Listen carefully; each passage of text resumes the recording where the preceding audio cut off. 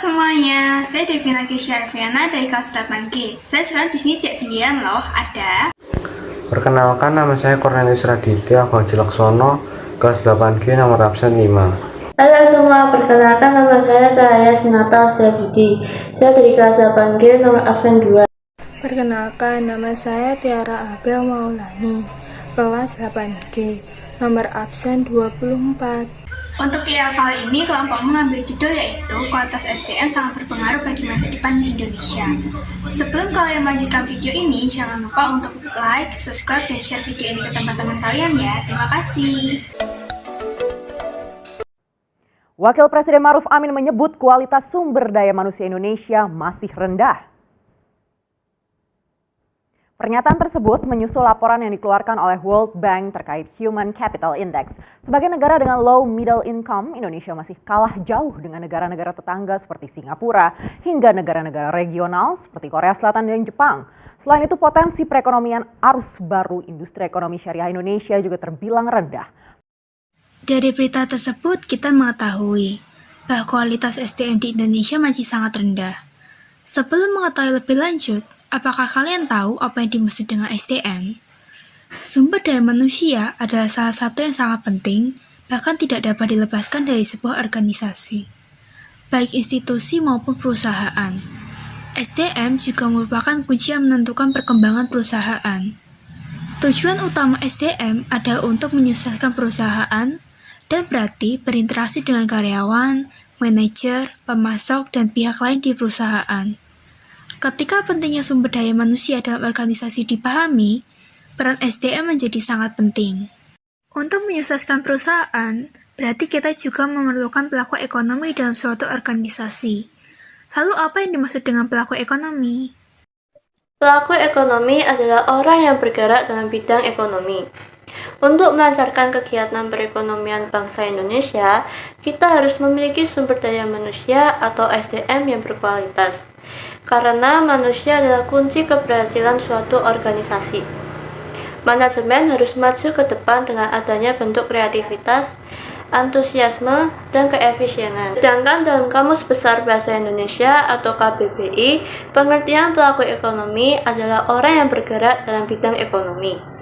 Apa yang dimaksud dengan pelaku ekonomi juga dapat dipahami sebagai orang yang terlibat dalam proses ekonomi. Mengapa dalam mengolah data, sebaiknya kita menggunakan statistika?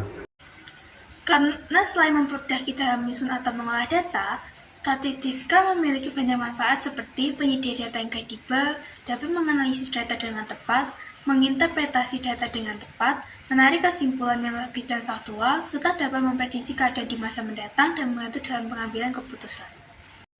Bagaimana cara mempromosikan produk atau layanan kepada audiens?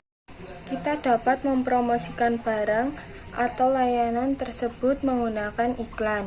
Di era yang semakin canggih ini, sudah banyak sekali media yang dapat kita gunakan untuk mempromosikan barang atau layanan tersebut, seperti iklan pay per klik, iklan media sosial, iklan banner, iklan direct mail, dan masih banyak lagi. Yang masing-masing dari media tersebut memiliki kelebihan dan kekurangan. Kita hanya perlu menyesuaikan kriteria yang dibutuhkan. Menurutmu apa yang dimaksud dengan poster dan di mana biasanya poster dipasang? Poster adalah media publikasi yang terdiri atas tulisan, gambar, atau kombinasi antara keduanya, dengan tujuan memberikan informasi kepada khalayak ramai. Poster atau plakat juga adalah karya seni atau desain grafis yang memuat komposisi gambar dan huruf di atas kertas berukuran besar. Poster ini umumnya ditempel di dinding atau permukaan yang relatif datar di tempat-tempat umum yang ramai agar informasi dan pesan yang ada di dalam poster tersebut bisa tersampaikan kepada masyarakat luas. Untuk melancarkan kegiatan perekonomian bangsa Indonesia, kita harus memiliki sumber daya manusia atau SDM yang berkualitas. Karena manusia adalah kunci keberhasilan suatu organisasi. Manajemen harus maju ke depan dengan adanya bentuk kreativitas, antusiasme, dan keefisienan. Kreativitas yang dimaksud adalah suatu kemampuan untuk menciptakan hasil yang inovatif, menarik, dan berguna bagi masyarakat, seperti membuat poster atau iklan layanan masyarakat yang memiliki tujuan tertentu.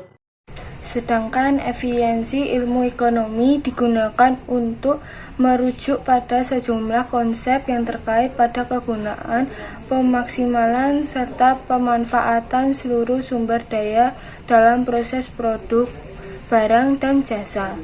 Untuk memastikan keefisienan, kita dapat menggunakan metode statistika seperti bentuk grafik, tabel, dan lain sebagainya. Terima kasih telah menonton video kami. Jangan lupa untuk like, share, dan subscribe. Terima kasih.